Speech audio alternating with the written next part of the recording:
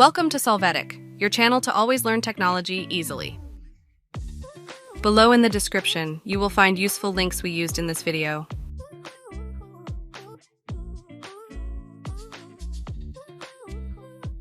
Today in Solvetic, we will see how to hide suggestions on Instagram PC. We start by opening our Instagram profile in the browser. Next, click on the More icon and then on Settings.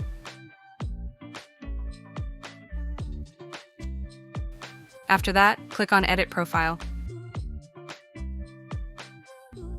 Here we will find the option to show account suggestions and profiles, and we deactivate this option.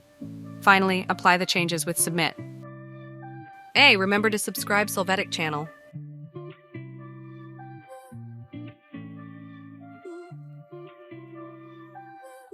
We hope it has been helpful for you.